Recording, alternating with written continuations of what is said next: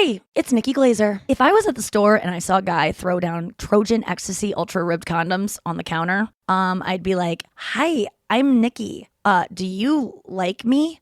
Boring condoms are a thing of the past. As a girl who can run a little dry sometimes, even when I'm super horned up, I would appreciate a Trojan Ecstasy Ultra Ribbed condom because they have ultra smooth premium lubricant inside and out for a more natural feel. So I don't have to feel insecure like, "Oh, I'm not wet enough." And they have extra deep ribs at the base and end to increase stimulation. So, he thought of me. And the comfort shape allows free movement for a more natural experience. Feel your best. Get yours on. Emma, what are you researching now? Birthday gifts. Safa has the best mattresses in every category. So how about one for everybody? Mattresses? A customizable Air for mom and dad who can't agree on firmness. A 5-pound memory foam for your sister's college all-nighters. An all-natural latex for your yoga teacher. A Safa Youth for my growing nephews. And a classic inner spring for us. I got you a tie. Get $200 off your purchase of $1,000 or more at safa.com/200. Welcome to Scary Time by Indie Drop-In Network. Each week we feature an episode from the best independent creators. Subscribe for great scary content. If you would like to help Indie Drop-In support indie creators, you can buy us a coffee. Just go to buymeacoffee.com/indie drop-in or click the link in the show notes below. Today's episode is from Pod Gore. Pod Gore is your one-stop shop for all things horror. This week, they're talking about a scary movie, Jaws. If you like Pod Gore, don't forget to look in the show notes for links to subscribe to their podcast and follow on social media. Enjoy the show. Begin. Welcome, everyone, to Pod Gore, your one-stop shop for everything horror. Now here's your hosts, Justin and Brandon. Take it away, boys.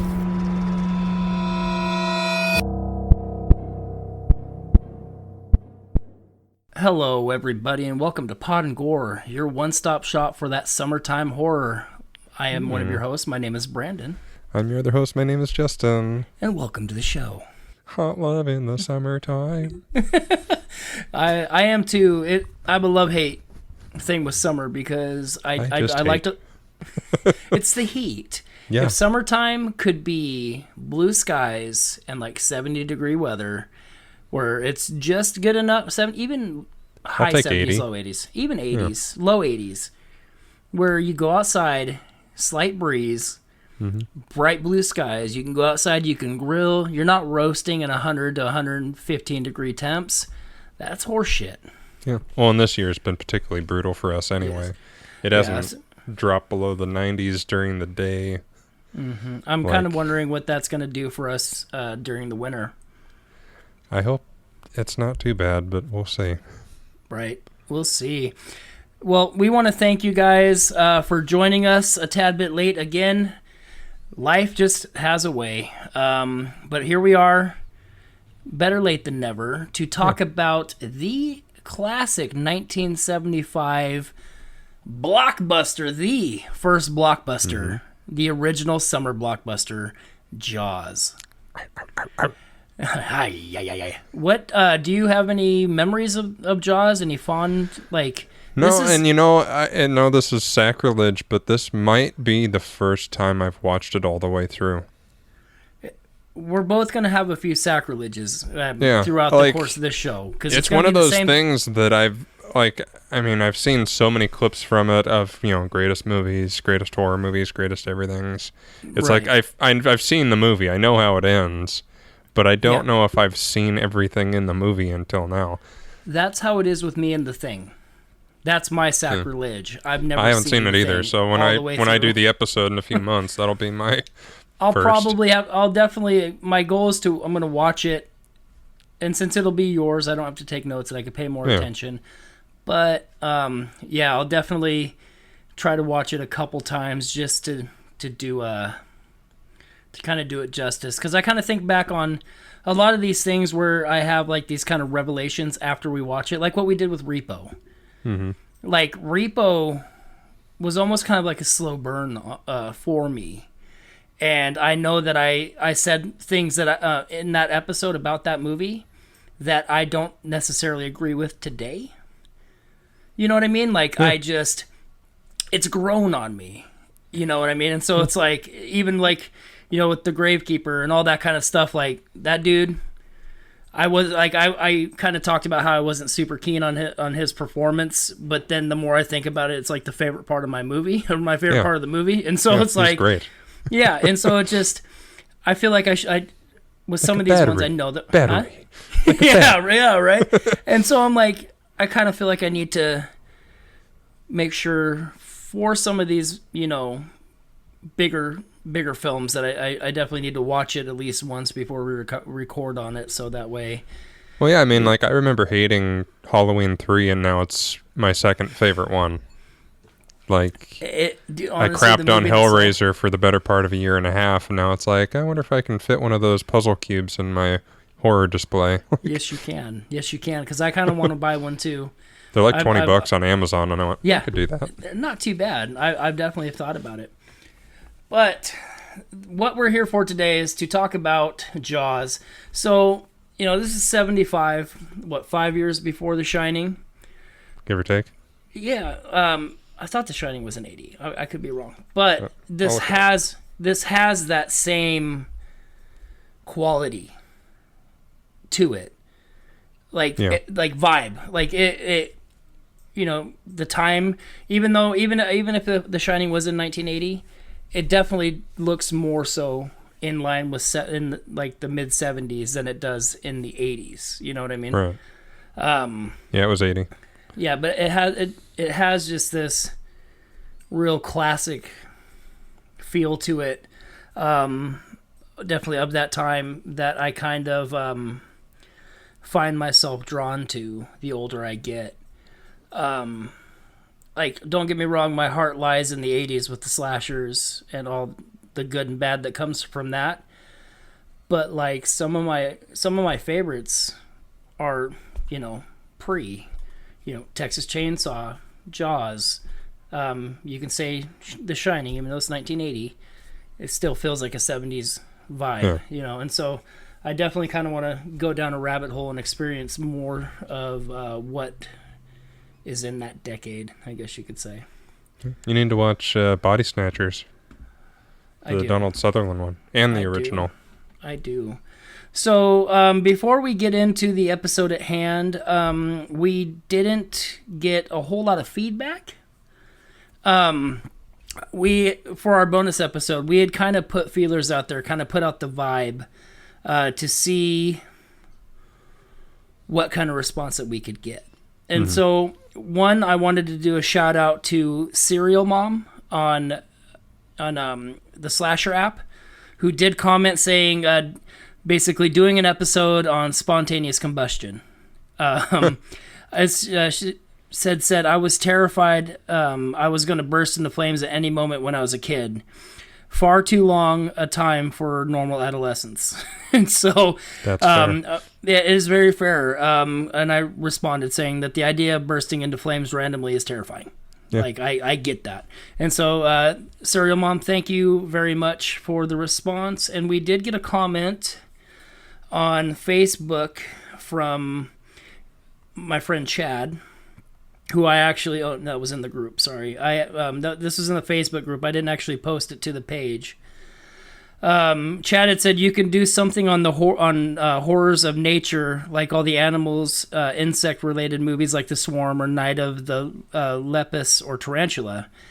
And we had actually talked about doing something along those lines, but neither of us are very well versed. Like, I've seen a shitload of shark movies that I could talk about. I know you not so much. Yeah. I'd talk about the birds over and over again. Right. He had responded because I told him that we had talked about doing something like that, and he said they're not great, so I don't blame you. You could instead talk about the copycats like Orca and Piranha. Which I wanted to bring that up because I know that Patrick had mentioned that at work, being like, talk about Orca. I'm like, we're going to talk about the Orca. So, but yeah, we want to thank you guys for your comments, taking a few minutes out to respond. It's appreciated. Yeah. Kind of got me thinking. And we'll announce what our actual bonus will be at the end of the episode. Yes, we will. I just wanted to give a quick shout out before, because it was in my mind. I didn't want to forget. Yeah. I had an idea for a bonus episode. If we could just get a little bit more feedback, I thought it'd be fun to do like a Q&A. Be like, hey, you guys have questions on stuff, send them in, and we'll do an entire episode on that. That will be talked about at a later time. Yeah. When we get more than 2 comments. So, Jaws. Let's talk about it. Okay. Let's see. So Jaws is I'm going to bring this over here. So I don't care if I see my face. But I can see yours, so it's fine. Jaws is a 1975 American thriller film directed by Steven Spielberg, based on the 1974 novel by Peter Benchley. I actually had that book growing up. My attention span didn't let me read it all the way through at once, but I remember skimming it quite often. It's too bad you don't still have it. I wish I did. In the film, a man-eating great white shark attacks beachgoers at a summer resort town, prompting a police chief, Martin Brody, played by Rob Schneider. It says Scheider, but it is Scheider. I thought it was Schneider. Rob Schneider is the Happy Gilmore guy. Right. You can do it. Well, yeah, Roy Scheider. Okie dokie. I feel like a dummy now. To hunt it with the help of marine biologist Richard Dreyfuss, which is hilarious in this movie, and professional shark hunter Robert Shaw. Murray Hamilton plays the dickhead mayor, and Lorraine Gray portrays Brody's wife. The screenplay is credited to Benchley, who wrote the first drafts, which is kind of rad, and actor-writer Carl Gottlieb, who rewrote the script during principal photography.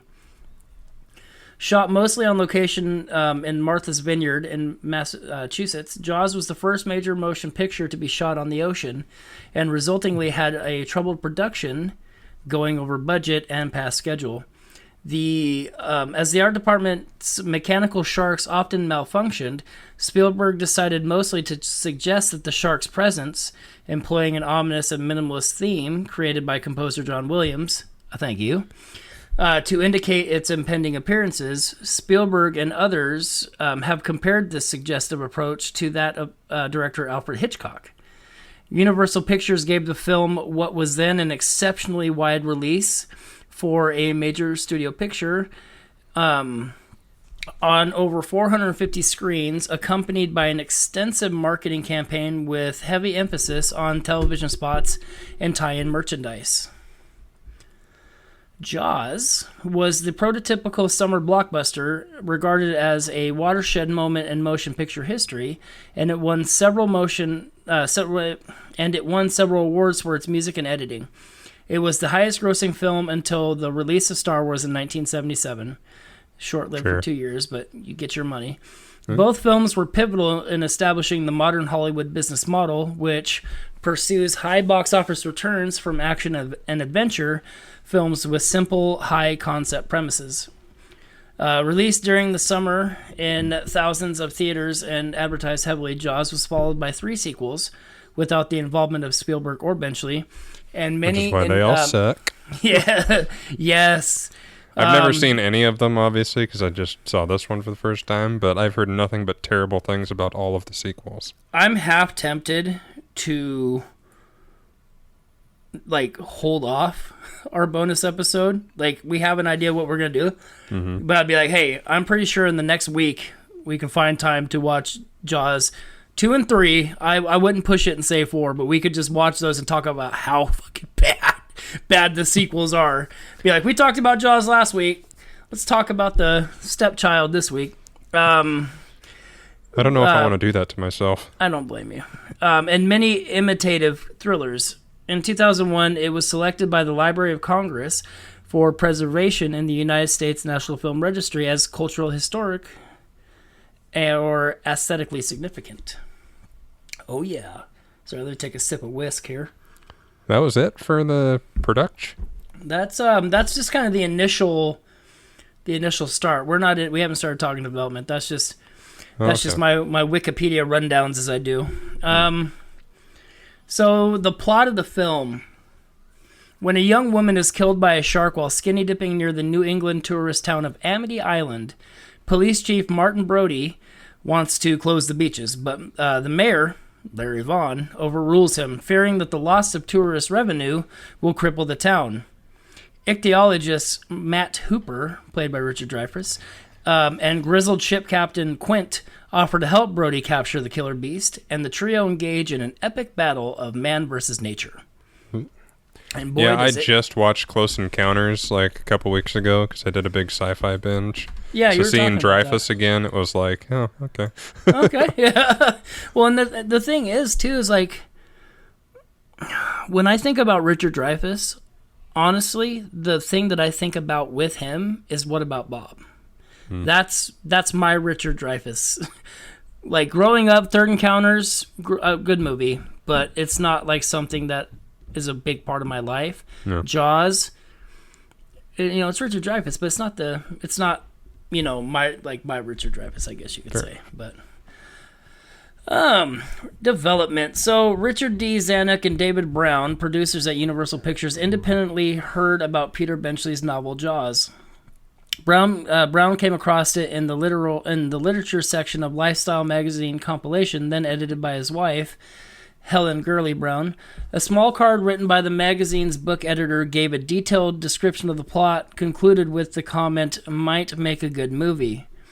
The producers each read the book, of course, in a single night, and agreed the next morning that it was the most exciting thing that they had ever read, and that they wanted to produce a film version. Although they were unsure how it would be accomplished, they purchased the film rights in 1973 before the book's publication for approximately $175,000, which is equivalent to about $990,000 in 2018. Talk about chunks of change. Brown claimed that they had read the book twice.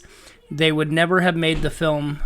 That had they read the book twice, they would never have made the film because they would realize how difficult it'd be to execute certain sequences.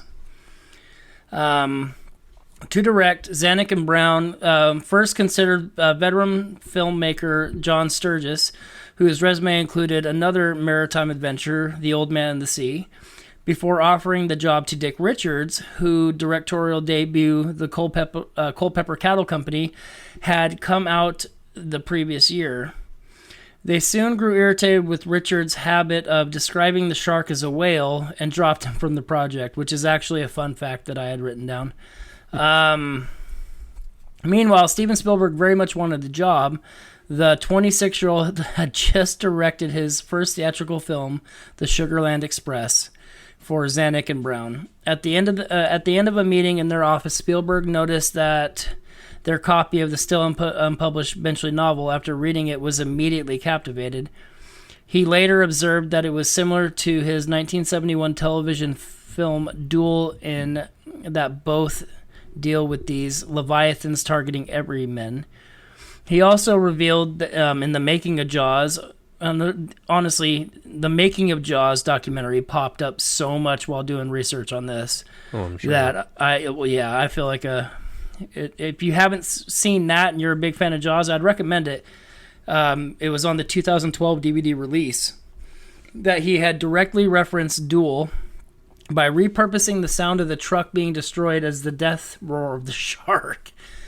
As Richard's departure, the producers signed Spielberg to direct in June of 1973 before the release of Sugarland Express.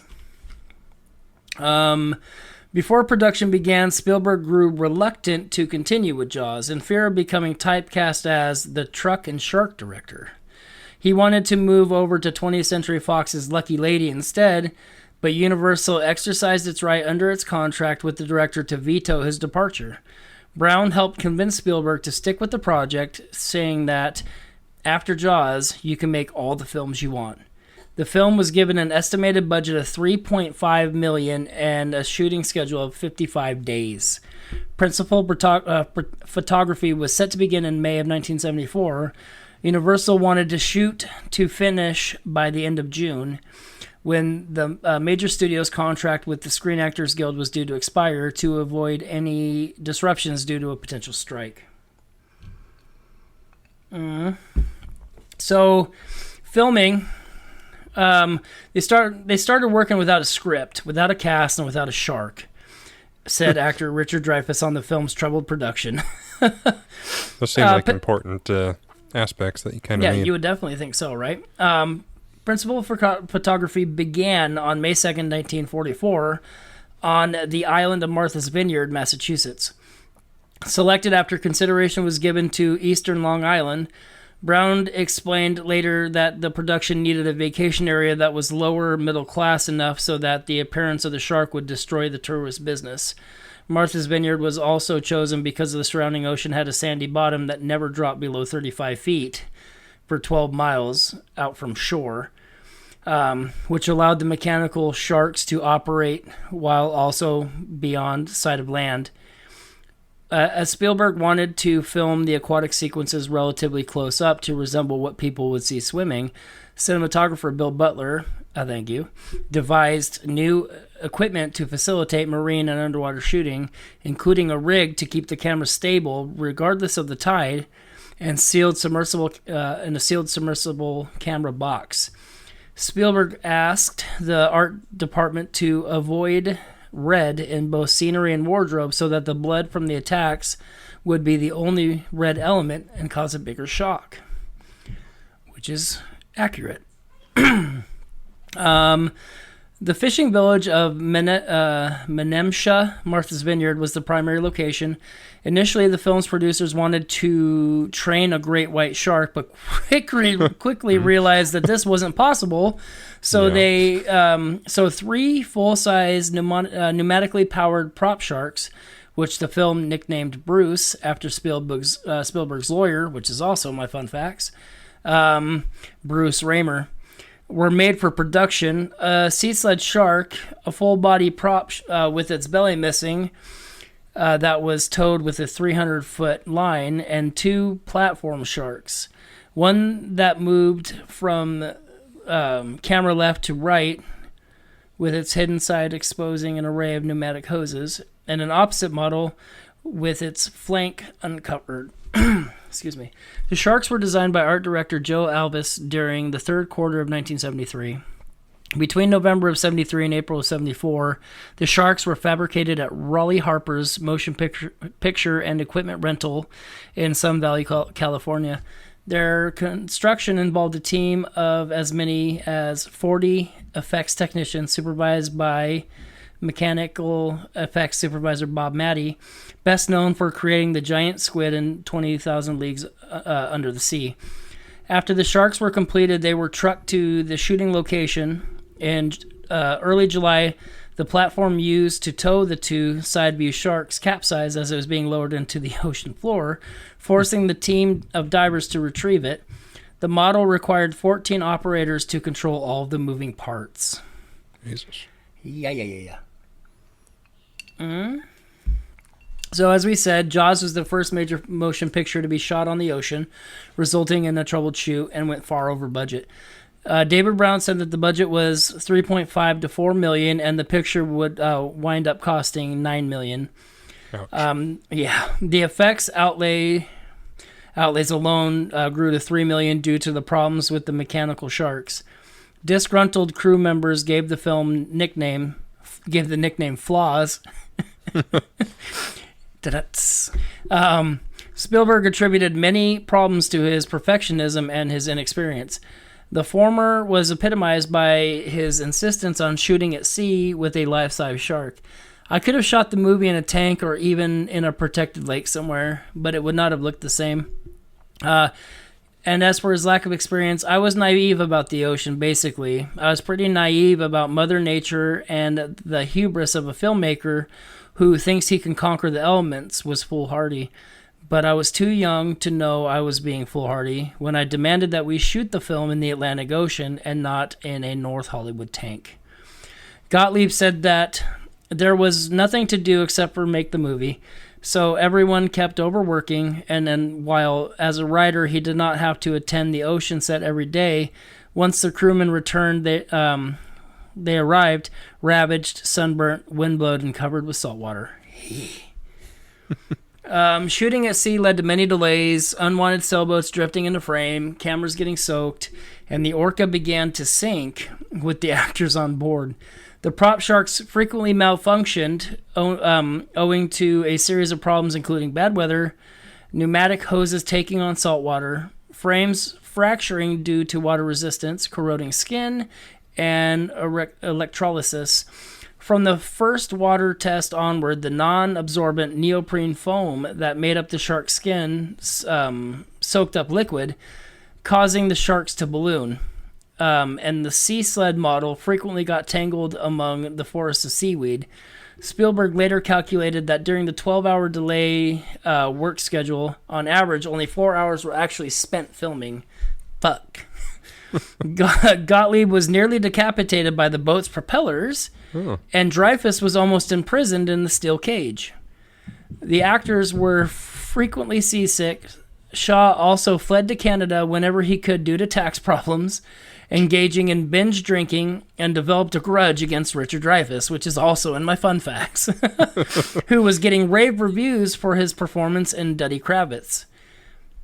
Editor Verna Fields rarely had material to work with during principal photography, as according to Spielberg, we would shoot 5 scenes in a day, 3 in an average, and none on a bad day. Fuck, man. So a large model shark is hoisted by a crane as 2 men watch it. The mechanical shark attached to a tower. The delays proved beneficial in some regards. The script was refined during production, and the unreliable mechanical sharks forced Spielberg to shoot many scenes so that the shark was only hinted at. For example, for much of the shark hunt, the location is indicated by floating yellow barrels. The opening had the shark devouring Chrissy, but it was rewritten so that it was shot with Backlany being dragged and yanked by cables to simulate an attack. Which that scene right there, it's like anytime, like Ace Ventura. You know, Ace Ventura with the, like, they reference Jaws twice in that one. When he's like, here's Snowflake, and then it comes up. And then when he's being dragged from side to side. And so, pretty iconic opening there. So Spielberg also included multiple shots of just the dorsal fin. This forced restraint is widely thought to be added to the film's suspense. As Spielberg put it years later, the film went from a Japanese Saturday horror matinee flick to a more of a Hitchcock, the less you see, the more you get thriller, which is what I love about this movie. I'm so glad. Like, don't get me wrong, like, more, like, it would have been awesome to see the shark more. But then when you're seeing the shark, you're like, okay, I could definitely... Yeah, I mean, it looks good, but it's definitely it's one of those happy accidents where it's like not seeing it ended up making it so much scarier. It's like you kind of know where it is, but you don't, and it's, yeah. Well, the POV, it's the same thing with Halloween. Yeah. You know what I mean? Like, I know that, I believe, I think they got inspiration from that as well. Like, it works, and I wish that we, as horror films, wouldn't have gotten away from that, because the less is more is real. Like, your mind can do some really crazy things. You don't have to be told everything that's going on. Or do we? Oh yeah. So in another interview, he similarly declared, "The sharks not working was a godsend. It made me become more like Alfred Hitchcock than like Ray he made him more like Alfred Hitchcock than like Ray Harryhausen. The acting became crucial for making the audience believe in such a big shark. The more fake the shark looked in the water, the more my anxiety told me to heighten the naturalism of the performances." Footage of real sharks was shot by Ron and Valerie Taylor in the waters off the dangerous reef in South Australia. With a short actor in a miniature shark cage, the creature to create the illusion that the sharks were enormous. During the Taylor shoot, a great white attack. I can't fucking talk right now. Attacked the boat and cage. The footage of the cage attack was so stunning that Spielberg was eager to incorporate it in the film. No one had been in the cage at the time, and the script, following the novel, originally had the shark killing Hooper in it. The storyline was consequently altered to have Hooper escape the cage, which allowed the footage to be used. As production executive Bill Gilmore put it, the shark down in Australia rewrote the script and saved Richard Dreyfuss's character, which is kind of funny because it's in one of my notes that I wrote down. It's like he gets out of the cage and then he just goes and hides down in the rocks, and it's like, oh, I can come out now. Which is, not the worst idea. It is if the other guy dies because you were hiding.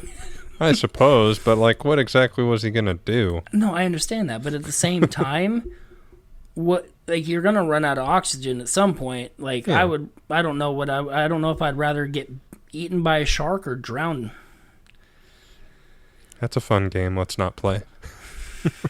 I would swim head first and just bite my fucking head off and end it, please. Where's the propeller? Let's just end this now. Yeah, I'd rather not end up like Quint, please. I don't want it to prolong. Although principal photography was scheduled to take 55 days, it did not wrap until October 6th of 1974 after 159 days. Yeah. Spielberg, reflecting on the protracted shoot, stated, "I thought my career as a filmmaker was over. I heard rumors that I would never work again because no one had ever taken a film 100 days over schedule. Spielberg himself was not present for the shooting of the final scene in which the shark explodes, as he believed that the crew were planning to throw him in the water when the scene was done. It has since become a tradition for Spielberg to be absent when the final scene of one of his films is being shot. Afterward, underwater scenes were shot at the MGM water tank in Culver City with stuntman Dick Warlock, which I believe is... I believe Dick Warlock was Michael Myers in Halloween 6? No, that's A. Michael Lerner. So, or one of them. Halloween 2. He was in Halloween 3. That name sounds incredibly familiar. Yeah, Dick Warlock. That's the Warlock. Dick Warlock was Michael Myers in 1980 in Halloween 2. I don't know where I'm at. And then Frank James Sparks as stand-ins for Dreyfuss in the scenes where the shark attacks the cage, as well as near Santa Catalina Island, California. Fields, who had completed a rough cut of the first two-thirds of the film up until the shark hunt, finished the editing and reworked some of the material.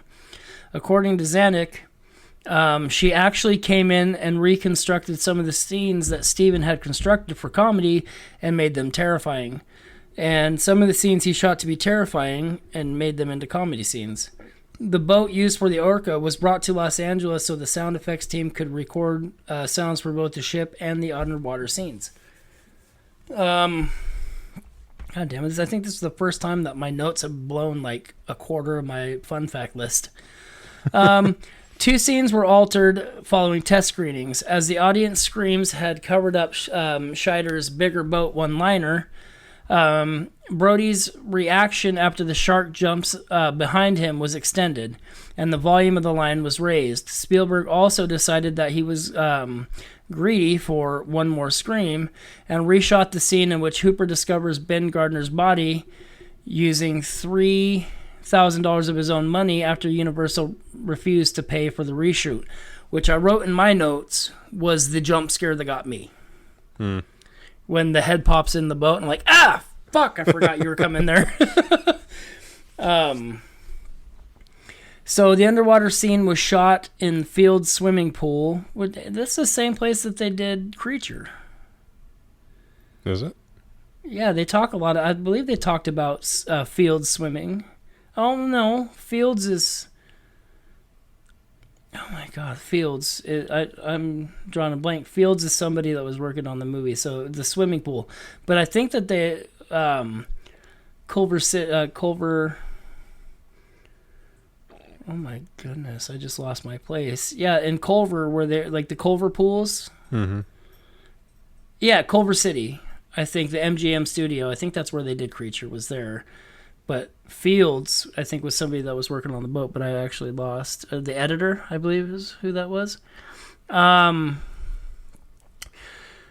Using a life-cast latex model of Craig Kingsbury's head attached to a fake body, which was placed in the wrecked boat's hull. To simulate the murky waters of Martha's Vineyard, powdered milk was poured into the pool, which was then covered with a tarp. Hey, it's Nikki Glazer. And even reading about Trojan Ecstasy Ultra Rib condoms is kind of getting me juiced up, if you know what I'm saying. Each Trojan Ecstasy Ultra Rib condom has ultra smooth premium lubricant inside and out for a more natural feel. You guys know I love lube. I don't leave home without it. And now I'll leave my bottle at home and just bring the condoms. Also, they have extra deep ribs at the base and end to increase stimulation. So these condoms are for both of you, really. This condom has a unique design that lets you feel the pleasure and not the condom. To be honest with you, if I went out with a guy and when we're getting down, he brings out a Trojan Ecstasy Ultra Ribbed condom, I'd be like, this dude knows what he's doing and he's considered me in this. Thank you. When I think condoms, I think Trojan condoms. So try Trojan Ecstasy Ultra Ribbed condoms. Triple tested and trusted for over 100 years. Feel your best. Get yours on. Becoming a magician takes thousands of hours, right, Ashley? Oh, I'm not a magician. I'm a design specialist at the Container Store. But you transform closets and pantries. Well, I turn your most frustrating spaces into ones you love. With a magic wand? With Alpha, our customizable, adjustable, and affordable shelving and drawer system. The amazing Ashley, making daily frustration disappear. Just doing my job. Transform your space with Alpha and save 20% on purchases over $500. Get started with your free design at the Container Store today. Hi, I'm Flo from Progressive. Being a baseball fanatic like me can be stressful. It's not all sports points and touchdowns. So Progressive is going to help you take your mind off your team for a moment. Instead of thinking about how they missed that goal point score, think about the Name Your Price tool from Progressive letting you choose coverage options based on your budget, unlike your team that missed the end zone net area. Well, anyway, hope this distraction about Progressive's Name Your Price tool was helpful. It sure kept me from thinking about all those penalty balls. Yay, sports! Progressive Casualty Insurance Company and Affiliates. Price and coverage match limited by state law. Well, cheese and rice. Right. All right. So, those were the notes that I had for all that. That was a lot of filming there. So, I mean, we could talk... 150 some odd days. That takes up a lot of notes. So, there's a little bit more here that we can talk about. I'm not going to go into it heavily, but John Williams composed the film's score, which earned him an Academy Award, and then was later ranked as the 6th greatest score by the American Film Institute. The main shark theme, a simple alternate pattern of 2 notes, variously identified as E and F, or F and F sharp, became a classic piece of suspense music synonymous with approaching danger, which is funny too because my daughter loves sharks, and so like if we're in a swimming pool, she'll be like, I'm like, get out. Well, it's one of those things that we've talked about it before in different classic movies, but it's one of those things that you know whether you've seen Jaws or not. Mm-hmm. Like the yeah. As a slasher thing, like the that's just a thing that you know. Doo-doo-doo, like the little knife sound in Halloween. Oh yeah. Mm-hmm. So we'll kind of gloss over this. Marketing. Universal spent about $1.8 million in marketing with Jaws, and including an unprecedented $700,000 on national television spot advertising. They media blitzed the shit out of that. It received a lot of accolades. Sequels. Jaws spawned 3 sequels to declining critical favor and commercial performance. Their combined domestic grosses amount barely to half of the first films. It's not good. There's a lot more than we can cover. Like, we'd end up just not even talking about the movie after. Like, there's a lot to talk about. Well, I would say that if you want to get, unless there's something that's holy crap must be mentioned, it's worth watching that documentary if you want to get. Yeah, exactly. There's lots of stuff to talk about, like home media is the legacy of Jaws, like this the things. Yeah, we don't need to get into that. Yeah, the accolades, critical receptions, the fact. This was one. There's a thing in here where it's a big chunk of it written scholarly criticisms, and it said that Jaws had received attention from academic critics. Stephen Heath relates the film's ideological meanings to the then recent Watergate scandal. He argues that Brody represents the white middle class, there is simply not a black. Oh no, there is not a single black person in the movie, and very quickly, not a single woman in the film outside of the mom and the wife. It's very male dominant in that. It says who restores public order with an ordinary guy kind of heroism born out of fear and decency. Yet Heath moves beyond ideological content, analyzing to examine Jaws as a single example of the film as an industrial product that sells on the basis of the pleasure of cinema, thus yielding the perpetuation of the industry, which is part of the meaning of Jaws, to be the most profitable movie. There's a big old section talking about different things about the analysis of the movie. And if you guys are interested in that, all you have to do is look up Jaws. It's not hard to find. So we'll dive into our fun facts, which I have pre-selected. Mm-hmm. So, and some of them you pre-said because they were in your notes there. Yeah. So, several decades after the film's release, Lee Fierro, who played Mrs. Kittner, walked into a seafood restaurant and noticed that the menu had an Alex Kittner sandwich. She commented that she had played his mother so many years ago. The owner of the restaurant ran out to meet her, and he was none other than Jeffrey Voorhees, who played her son Alex. They had not seen each other since the original movie was shot. Wow, that's cool. Isn't that crazy? According to director Steven Spielberg, the prop arm looked too fake in the scene where Chrissy's remains are discovered, so instead they buried a female crew member in the sand with only her arm exposed. Roy Scheider stated in an interview that in the scene where Lee Fierro, Mrs. Kittner, smacks him in the face, she was actually smacking him. Apparently, the actress could not fake a slap, so the 17 takes were some of the most painful of his career, also stating that in several interviews that one of the takes when she slapped him, his glasses fell off. So she smacked the glasses right off his face. Director Steven Spielberg said that when he first read the novel, he found himself rooting for the shark because the human characters are so unlikable. I already mentioned this. The 3 mechanical Bruces were made for specific functions, and they cost about $250,000 a piece. The good tension on the set between Hooper and Quint was real. Over 67 million people in the U.S. went to see this film when it was initially released in 1975, making it the first summer blockbuster. According to writer Carl Gottlieb, the line, "You're gonna need a bigger boat," was not scripted, but was ad-libbed. Nice. So it said, according to the Making of Jaws documentary, the shooting star that appears during the night scene where Brody loads his revolver was real and not an optical effect.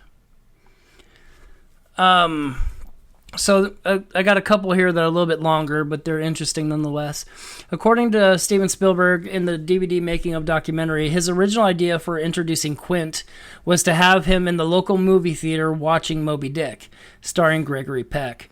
Quint was to be sitting at the back of the theater laughing so loudly at this absurd special effects of the whale that he drove the other viewers to exit the theater. Eventually, Quint would be discovered sitting by himself.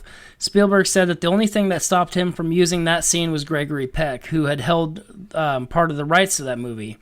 When Spielberg approached him for permission to use the footage, Peck turned him down, not because he thought it was a bad idea to use the film that way, but because Peck did not like his performance in Moby Dick and did not want to see the film again. And so, fair enough.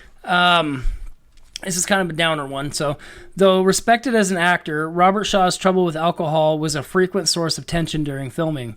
In later interviews, Roy Scheider described his co-star as a perfect gentleman when he was sober. All he needed was one drink, and then he turned into a competitive son of a bitch. According to Carl Gottlieb's book, The Jaws Log, Shaw was having a drink between takes, at one point which he announced, "I wish I could quit drinking." Much to the surprise and horror of the crew, Richard Dreyfuss simply grabbed Shaw's glass and tossed it into the ocean. When it came to time to shoot the infamous USS Indianapolis scene, Shaw attempted to do the monologue while intoxicated. as it called for the men to be drinking late at night. Nothing in the take could be used. A remorseful Shaw called Steven Spielberg late that night and asked if he could have another try. The next day of shooting, Shaw's electrifying performance was done in one take. Composer John Williams conducted the orchestra during the 1976 Academy Awards, so when it was announced that he had won the Oscar for Best Score, he had to run up to the podium, accept his Oscar, and then run back down to continue conducting the orchestra. That's cool. So I already kind of talked about this one, about Steven Spielberg not being the original director, that it was actually Dick Richards, which is hilarious. Name was fired after the meeting producers. It was stated that the producer said that they were not making Moby Dick, and that he kept trying to switch it to a shark opposed to a whale instead of a shark. We're not making Moby Dick. Yeah, Dick.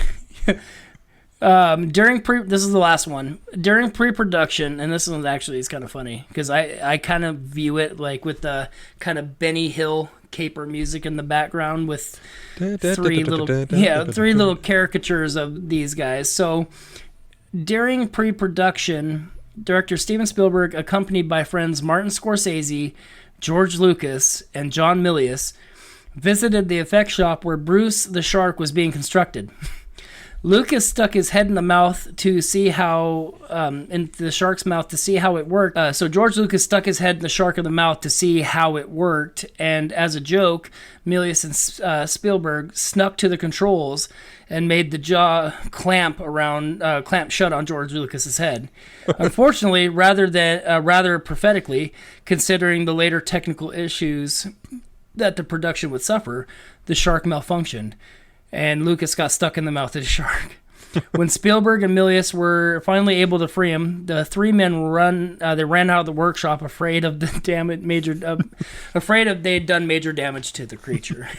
So that's what I'm saying. I could just picture them little cartoon characters. Yeah, exactly. So yeah, that's the fun facts. Those were fun. Those were fun. So let's go ahead and breeze through the movie here. Mm-hmm. So the movie starts out with the iconic score, underwater shot, leading up to, a classic beach party, where, you got a couple people kind of making googly eyes at each other. And she runs off, skinny dips. The guy's chasing her, and it's hilarious because he gets out there and he's so drunk. He's like, I'm drunk, and he's trying to take his clothes off to go out there with her, and he can't, and he falls down and passes out on the beach. Mm-hmm. And that saved his life because she gets the drag back and forth, which is, as we talked about earlier, kind of an iconic scene. Yeah, and it's brutal too. I mean, that's the other thing is like again, having only seen bits and pieces of this, it surprised me how much of a horror movie this really is. Mm-hmm. Yeah, it definitely thrills. So as you would do when you have a shark attack, you would try to close the beaches. Mm-hmm. But the mayor isn't about it. He's like, listen, motherfucker, we need the money. We're a beach town. We're a beach town, and we need the money to keep it going. And he doesn't have the foresight to go, if a bunch of people are here and someone dies, that closes us down for good. Yeah, it's not just a week, it's like forever. Well, and he doesn't really get the hint either until later on when his kid was on the beach. Mm-hmm. Or says that, and he looks all shaken up, and it's like, dude, and it was one of the notes, and I'll kind of talk about it now. Like, from a business standpoint, I get where he's coming from. I really do. But being crazy stubborn at the beach, like, the thing that he cares more, like, he cares obviously about the business, but then when he's more worried about them cleaning the graffiti off of the sign, when they're talking about that, like, that's where his, like, priorities are. And it's like, I get it. Like, as a manager, you have to manage, and sometimes you have to be that asshole, but not when lives are at risk. Yeah. You know what I mean? So, like, just him being so stubborn about it, it's like, I get it, bud, but at the same time, you're wrong. I'm going to show you how you're wrong. And so, we get our second kill of the movie. Everyone's out on the beach, and Brody's out, keeping an eye, kind of watching. Yeah, you had the first false scare where, he hears the screaming, and then he perks up, and then the girl gets lifted out of the water, and this is where poor Alex Kittner meets his demise. Just gets fucking shredded. Yeah. It's just it was surprising to see a kid get eaten by the shark. Like, I was watching it going, they're not going to have a kid get eaten. There's no way. It's Spielberg, for crying out loud. He loves kids. Yeah. But no. Even if you don't like kids, you're not going to brutally murder one in a movie. Yeah. That's a taboo. So, the kid dies. It gets all bad. They kind of have a town meeting. They're all sitting in there, and, kind of like a South Park episode, we're like, rabble, rabble, rabble, rabble, rabble, rabble, rabble. And then you hear just the nails on the chalkboard, and I'm like, okay. Another one of those classic scenes that is imitated and there's mocked. Right, and there's like a picture of a shark, a caricature of a shark drawn on the fucking chalkboard. I assume he did that. I just imagine him sitting there fucking drawing it out before he waits, and he's like, all right, we're done. Right? I want everyone to see my cool picture. Yeah. So they're like, Mrs. Kittner puts out a reward, $3,000 for anybody that killed a shark. And Quint's sitting there, and he's like, I'll do it for $10,000. And you're like, we get it. You're going to get a bunch of people that are going to go out there and do stupid shit. Someone else is probably going to get hurt. Yes, they do. Which they do. Yeah. And I mean, say what you will about Quint, but he is the professional. Yeah. He's a bit eccentric, but he knows what he's doing. His little shack is more than proof. Yeah. He has enough shark jaws up there to That's true. line his entire wall. Mm-hmm. So Brody's house is one of my favorite houses ever. Just because I'd take that house. Huh? I'd take that house. Well, and the thing I love is I love the windows, and it's just window like the view is perfect. And I'm like, I could definitely sit in that room and just watch the water. Yeah, but for someone who inexplicably seems to hate the water, which they never, I don't think they ever really get into. Not really. He does hate the water, but yeah, you're the chief of a island. Yeah. And you're living on the water. It's like you're doing this test of wills where you wake up every morning having to see your most hated thing. Oh, I got this today. Well, and that's the catch-22 of my life. Like, I want someday, I'd love to someday be able to retire and live in a house like that on the water. But the other part of me wants to live in a house like that, but in the woods and the mountains. Like, either way, away from people. Sure. But yeah. Well, I don't want to be that eccentric guy. I'd be like, oh, there goes, Mr. D out there, fucking crazy pants. Stay off of my lawn. There's no one there, honey. So the fishermen, they go out to try to catch the shark. So you have these guys on a dock trying to catch it, and the dock gets pulled into the water, and they got lucky. Because that shark was coming. If we did a scorecard for this, they would be my most wanted to die. They were just so dumb. Yeah. It's just, out of all the stupid things people do in this movie to try and catch the shark, air quotes. Let's catch a shark from land. Yeah. Good luck trying to reel that fucker in. Yeah. I know they don't realize it's a 6,000 pound. Yeah, but still, even if it's just a normal ass shark. Like that 10-footer that they catch? Yeah. Yeah, you're not going to reel it in with a freaking fishing pole and fistful of dreams.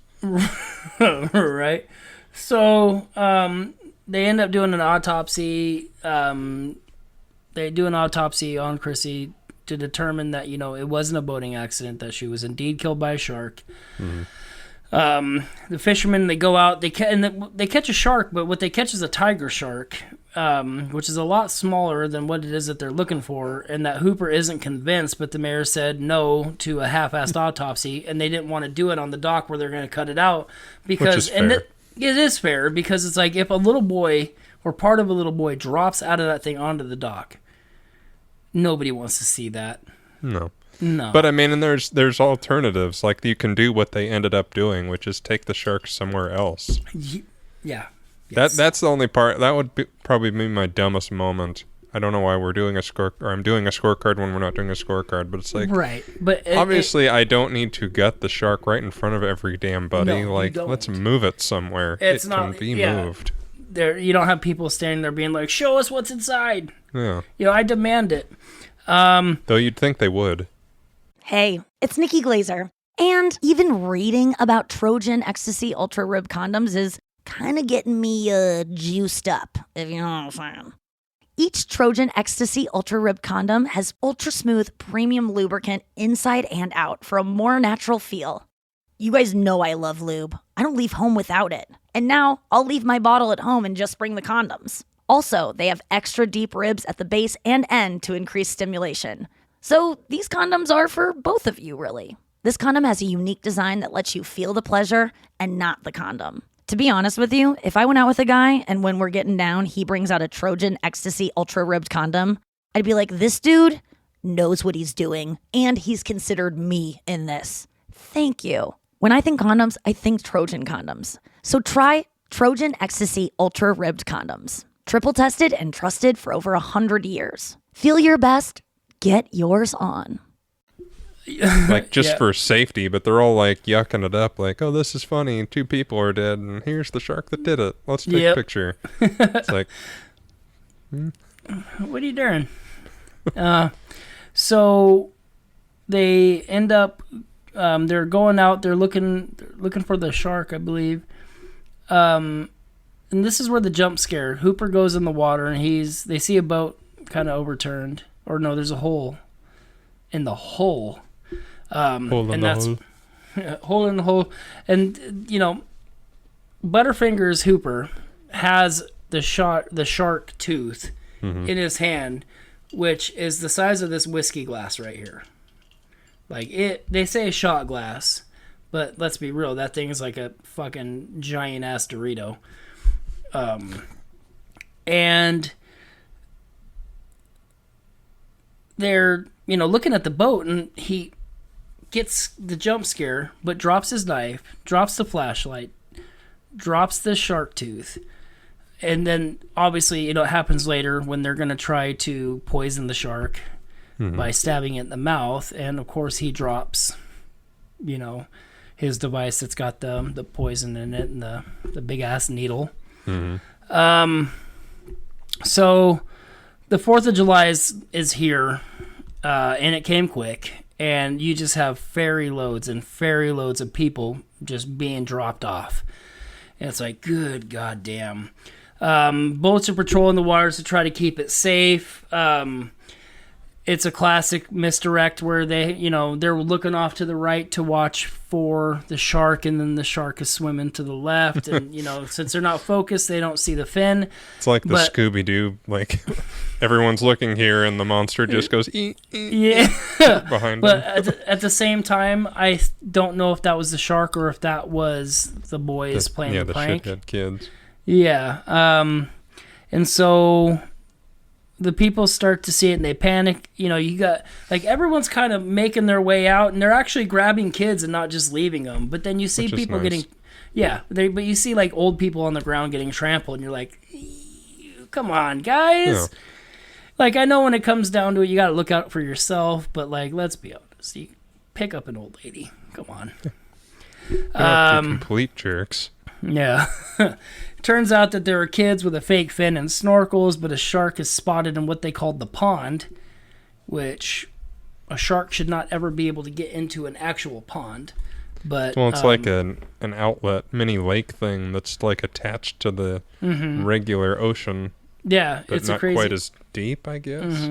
Yeah, could you imagine a 25-foot shark in something like that? It's like the back section of Rimrock where the little bridge is, and you're like, no, thank you. Takes up half the frickin' thing. Yeah. From here.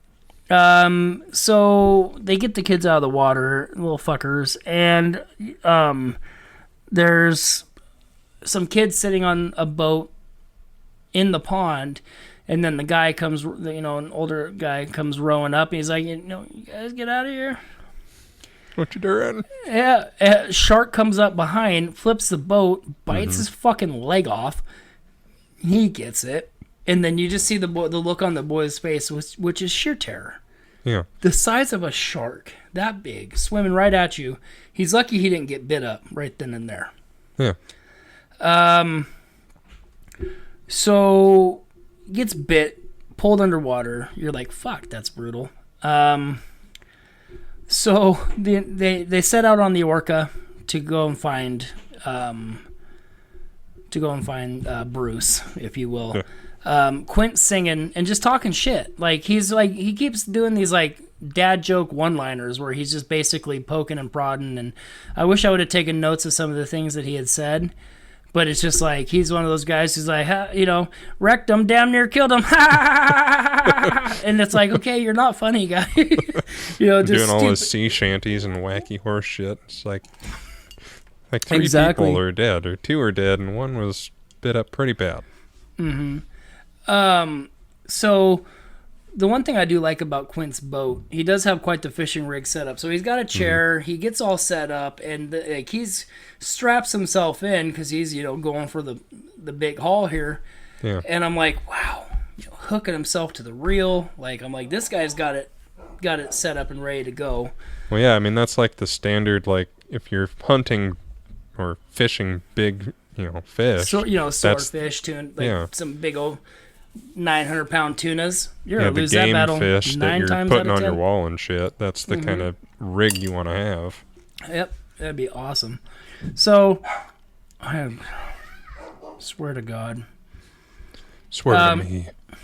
Swear to me. Brady starts to chum the waters. Wants a break, but Hooper is driving the boat. So he's like, can't somebody else do it? He's like, pretty freaking gross. I'm gonna lose my shit with these dogs.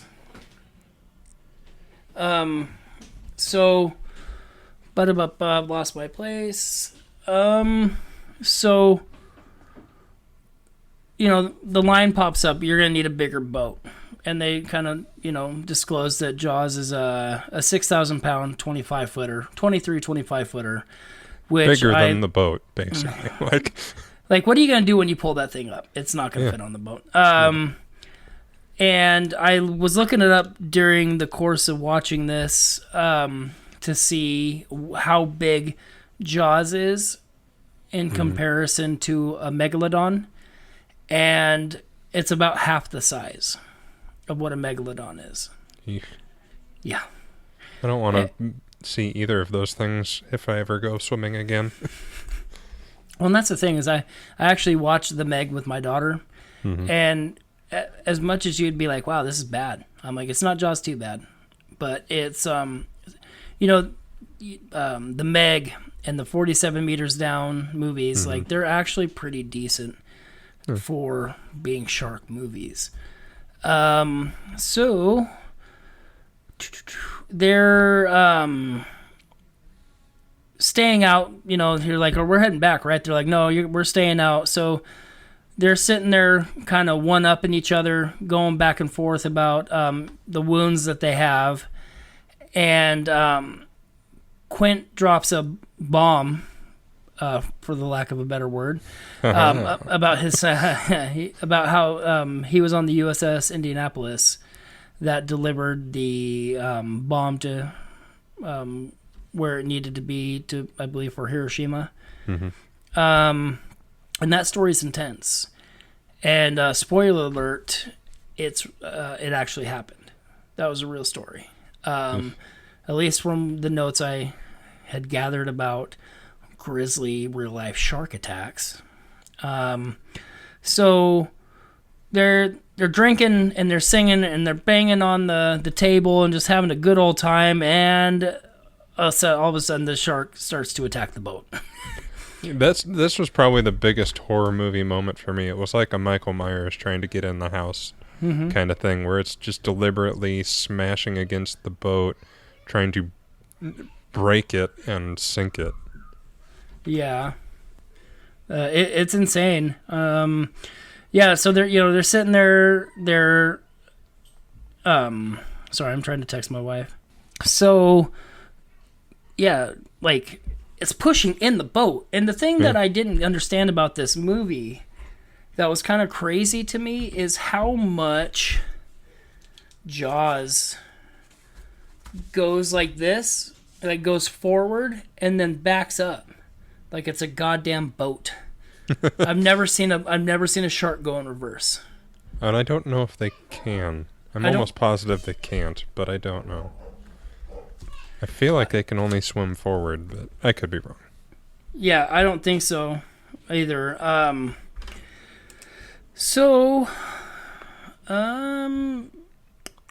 Brody goes to radio the Coast Guard, but Quint busts up the radio with a bat because he's a psychopath. Yeah. It's mine.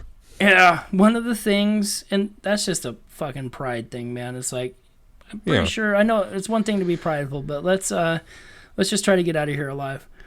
The thing about this movie that does kind of throw me off a tad is the score. And I had written down that it's kind of drastic in the change, how it goes from light and adventurous to menacing. Well, like, there's a lot of Indiana Jonesy-esque music going on there. It really Spielberged a couple times with that jovial music, and it was like, wait a sec, this is not... If it was anybody but Spielberg, I would say it was wrong. Yeah. You get the benefit of the doubt because you are who you are. Yeah. But yeah, it kind of takes you out of the moment a little bit. Yeah. So attaching the boat, attaching the lines to the boat was a really bad idea. It seemed like a really bad idea, and it was. So the things that they're called cleats, where they're wrapping the lines around, and I know they don't know what they're dealing. Well, yeah, they said it was a 25-foot shark, but they still tried to attach it to the cleats of the boat. Not a smart idea there either. Well, no, and they're throwing as much as they can at it while they can, and they've shot it a couple times and like harpooned stabbing it a couple it in the times, head, stabbed it and shit. Like, it's not going down. So you would think that it wouldn't still be strong enough to rip apart your boat, but yeah, but it's also like a 3-ton shark. Yeah, it's going to take more than a few paper cuts to take it down. Yeah. It's like trying to shoot a black bear with a 9mm that's running at you. That's not going to do anything but piss it off. Yeah, it's scary as fuck. So this entire time, I'm like, oh my God, they're not getting... I'm like, somebody grab a knife and cut the fucking lines. And as soon as I'm thinking that, Quint goes in and grabs a machete and comes back. And then, of course, the cleats get ripped out anyway. But I'm like, you guys don't have knives on your belts? Like, what are you doing? So they put Hooper in a cage. They drop him in the water to try to euthanize Bruce. It doesn't work. That shark just mangles the cage.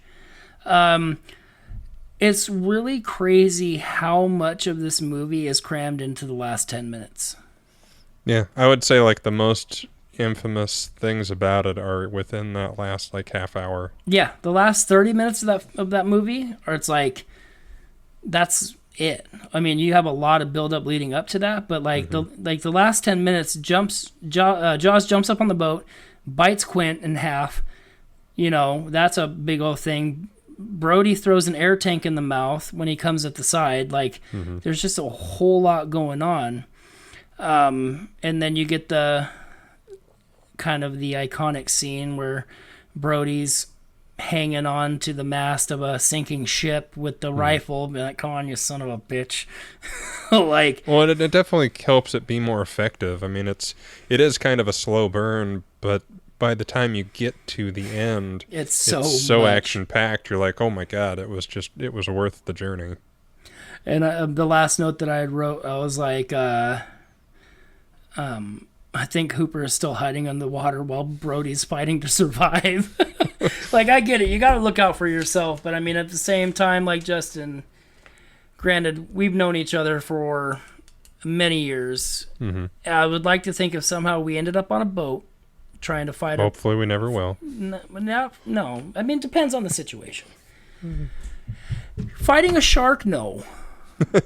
Pleasure cruise, probably not. But who knows? It's not likely. If you were trying to survive against a shark, you know, the whole fight or flight thing goes, I know that you would not try to save me. Thank you. But I would do my damnedest to try to save you. But that's just who I am. I'm a hero. I'm just a man with a man's courage. Uh-huh. That's what heroes do. That's what heroes do, you know? And But once you destroyed the shark with the tank, I would swim up to you and say, "Hey, how you doing?" Hey, how you doing? You're like that. You may have popped it, but I was poking at it from underneath. Yeah, like you didn't see it, but it was happening. Like that was team effort, man. I was stuck in a cage. I just got out of the cage. Wasn't that scary? Oh my god, yeah, and oh man, that cage does just get mangled. It's brutal. Yeah. Well, it's like no shark can destroy it. Well, this shark just goes done. This is half a megalodon, dude. It's gonna destroy it. So that's basically a fucking breeze through of Jaws. Like that, the production notes went so long, and I was like, oh man, this is gonna be a long episode. But no, we pulled it through. We're almost professionals. Yeah, it's like we haven't been doing this for 63 episodes. We know how to do. Yeah, but that's Jaws in a nicely wrapped bow. Mm-hmm. I enjoyed it. You know, I love this movie. I feel really shame on me for having waited this long in my life to have seen it. You know, in full, and I've owned it forever.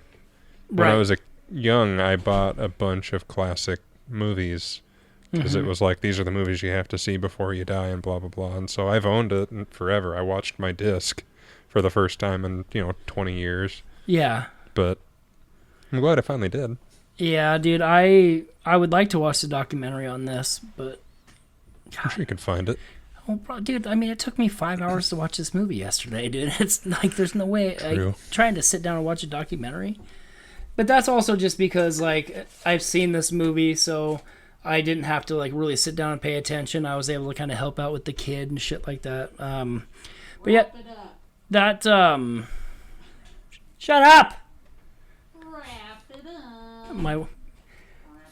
God, I don't know if you can hear my wife at the door. She's like, wrap it up. I'm like, I'm fucking wrap you up in a fucking carpet. Well, that got dark. Yeah, real dark. Hold me closer, Annie M. It's getting dark. Yeah, that's Jaws. Sorry it's late. We appreciate you tuning in. We think we know what the bonus episode's gonna be. Have you committed, or are you going to leave us in the lurch? We'll do it. I had a real hard time coming up with an episode related to this movie that we could both get behind. Mm-hmm. And I guess the route that we're going, I still could have talked about other shark movies and comparisons, but hell, who knows? Maybe someday we'll take a dive 47 meters down. Who knows? We'll see what happens. It looks interesting. It's not bad. It's surprisingly not bad. It's way better than I expected. But we're going to talk about grisly real-life shark attacks. I mean, it's horrific, and it's definitely gory, so it's 100% in our wheelhouse. So kind of similar to our true tales of exorcisms and all that kind of stuff. We're going to try this out. Yeah. We want to thank those that did reach out with suggestions. Definitely. It's always appreciated. It really is. But we are going to get out of here because I'm being instructed to wrap it up. And I got food waiting. Yes, you do. So we'll get out of here. You can reach us on the social medias, Pod Gore Podcast. We're on Facebook. We got a page. We got a group. We post memes on the page and people talk about what movies they're watching in the group. It's a good time. So if you feel like joining, all we do is ask that you fill out the little thing to let us know that you're not going to spam a bunch of money-making videos and other BS that internet trolls try to do, or bots. You can find us on Instagram and Twitter at gore_pod. You can email us at podandgore@gmail.com. We are on the Slasher app. We are over 2,000 friends on the Slasher app. It's quite a fun place to be. I'm really busy and bad at social media and just everything in general. So you can find us on there. Hit us up. There's no shortages of ways to talk to us, and we definitely want to talk to you guys. So reach out. Hit me up. Hit up Justin. Word. Bullshit a little bit. We would appreciate it if you haven't already, if you can like, rate, review, spread the word, share with your friends, families, loved ones, tie somebody to a chair, peel their eyes open and make them listen. Yeah. The eyes might not be necessary, but you can clockwork Pod and Gore. Clockwork them. Just kind of get it out there. It's always appreciated.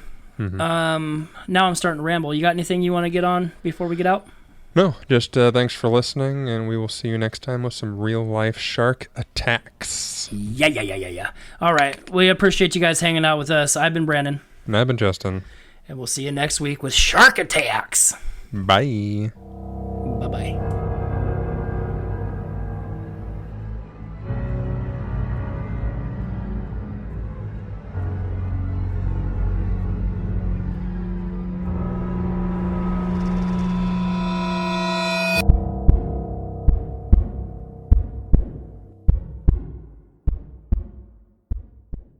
Thanks again for listening to Scary Time by Indie Drop-In Network. Check out all of Indie Drop-In shows at indiedropin.com. If you would like your show featured, reach out to us at Indie Drop-In on all social media or go to indiedropin.com.